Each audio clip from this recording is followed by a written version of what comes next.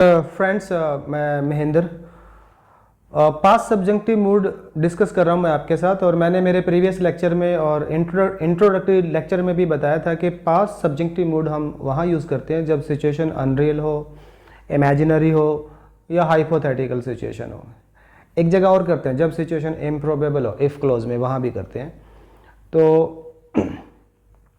Past subjective mood में हम past tense और पास्ट परफेक्ट टेंस दोनों यूज़ कर सकते हैं। अगर बात प्रेजेंट की हो तो हम पास्ट टेंस यूज़ करते हैं, बात अगर पास्ट की हो तो पास्ट परफेक्ट टेंस यूज़ करते हैं। एग्जाम्पल लिए क्लियर हो जाएगा। देखो पहला एग्जाम्पल देखो, I wish dash my mistake last year. अब देखो यहाँ पे एग्जामिनर ने लास्ट ईयर डाल दिया तो ये बात पास्ट की है, एडमिट होता है, काश मैंने मेरी गलती मान ली होती लास्ट ईयर। ये बात पास्ट की है। अगर पास्ट की है तो आपको पास्ट परफेक्ट टेंस यूज़ करना पड़ेगा। अब आई विश के साथ, I had admitted, I wish I had admitted my mistake last year. काश मैंने मेरी गलती लास्ट ईयर मान ली होती। नेक्स्ट सेंटेंस में आओ, इफ़ ओनली भी हम स्ट्रॉन्ग विश के लिए इस्तेमाल करते हैं। स्ट्रॉन्ग विश हो, आपकी विश हो, पास्ट सब्जेक्टिव मूड यूज़ करते हैं। If only she the truth in the court, verb है tell।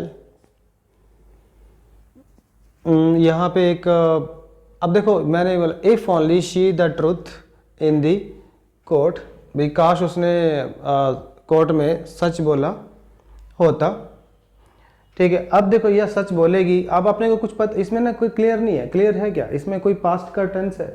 अगर मैं यहाँ पे सॉरी पास्ट का कोई रेफरेंस है, अगर मैं कह दूं कि यस्टरडे लिख दूं यहाँ पे यस्टरडे, तो ये बात फिर पास्ट की हो जाएगी कि काश इस लड़की ने कोर्ट में सच बोला होता। तो फिर तो आ जाएगा शी हैड टोल्ड। ठीक है, और अगर आपको लगता है कि अगर ये मान लो यस्टरडे यहाँ पे ना हो, फिर अपने को पता नहीं है, फिर तो ये बात है कि हम कहते हैं कि काश ये लड़की सच बोले, फिर हमारी स्ट्रॉन्ग विश है, फिर हमें पास्ट टेंस यूज़ करना पड़ेगा, फिर हमें करना पड़ेगा टोल्ड, इस तरीके से। ठीक है, नेक्स्ट आ जाओ। इफ़, देखो ये इफ़ क्लोज है, कंडीशनल सेंटेंस है। जिन बच्चों को नहीं पता कंडीशनल कैसे यूज़ करते हैं, तो मैंने कंडीशनल पे ना लेक्चर बनाए हैं, अच्छे से डिस्कस किया है, आप मेरी प्ले लिस्ट में जाके देख सकते हो।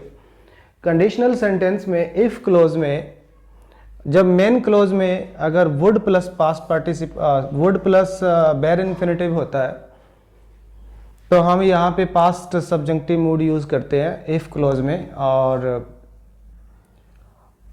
Past tense past verb use करते हैं। तो यहाँ पे विन है, तो यहाँ पे आ जाएगा won. If I won the election, अगर मैं इलेक्शन जीत गया, I would focus on education, मैं किस पे फोकस करूँगा? एजुकेशन पे। ठीक है, अगर यही सेंटेंस मतलब ऐसे होता, देखो अब सेम सेंटेंस मैंने लिया अगला और इसमें कर दिया मैंने वुड हैव, मेन क्लोज में कर दिया वुड हैव और past participle, would have focused कर दिया। यहाँ पे करा था वुड प्लस बेयर इन्फिनेटिव, यहाँ पे करा वुड हैव प्लस बाकी सारी चीज़ें सेम है। ये है थर्ड कंडीशनल। थर्ड कंडीशनल में यूज़ होता है past perfect tense. If I had won the election I would have focused on the on education. अगर मैंने वो इलेक्शन जीता होता तो मैंने फोकस किया होता, किस पे किया होता? एजुकेशन पे। ये पास्ट की बात है, लेकिन अब कुछ नहीं हो सकता। लेकिन यहाँ पे ये जो सिचुएशन है, if I won the election, अगर मैं इलेक्शन जीत जाऊँ, आई वुड फोकस ऑन एजुकेशन। तो मैं ये बात जो है ना, ये जो इफ़ क्लोज में ये जो हमने पास्ट टेंस यूज़ किया है, ये बात पास्ट की नहीं है, ये बात प्रेजेंट और फ्यूचर की है।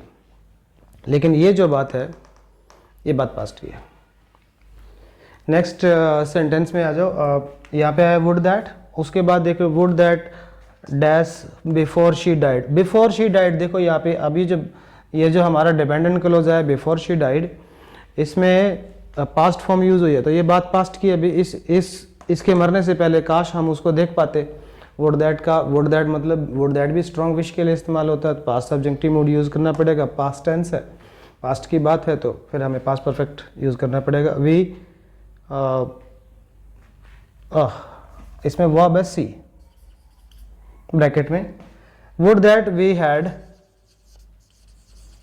वी हैड सीन हर, काश हमने उसको देखा होता, बिफोर शी डैड, उसके मरने से पहले।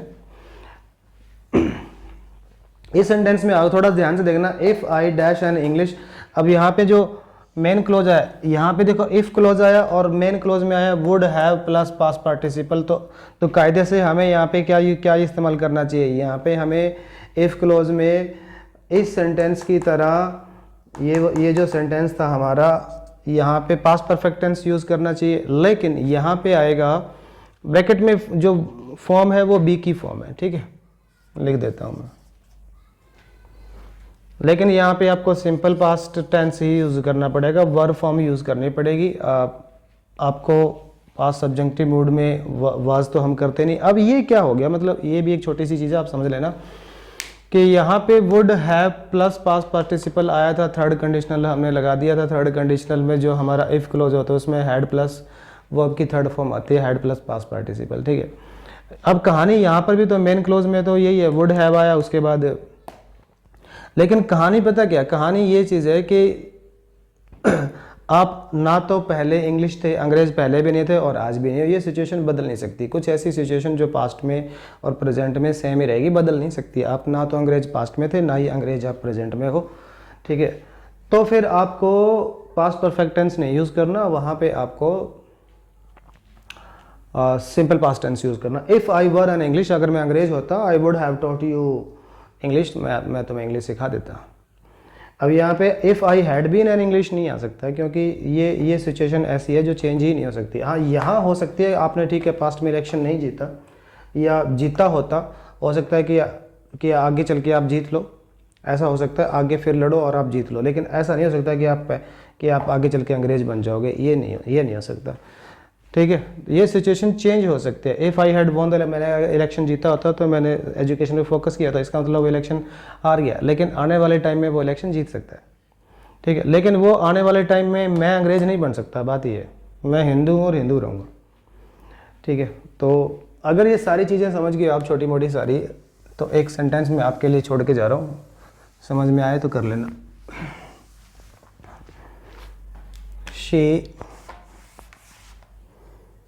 She behaved as if I dash a complete stranger.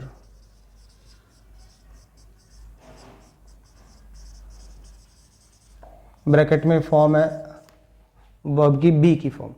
She behaved as if, उसने ऐसा व्यवहार करा मेरे साथ मानो कि मैं एक कंप्लीट स्ट्रेंजर था, उसके लिए अजनबी था, ठीक है। तो इसमें भरना अगर आप समझ गए हो तो, बाकी ज़रूरत पड़ी तो कुछ लेक्चर एक दो और बनाऊंगा, एक दो चीज़ें हैं जो और डिस्कस करूंगा आपके साथ। जुड़े रहो, देखते रहो, थैंक यू।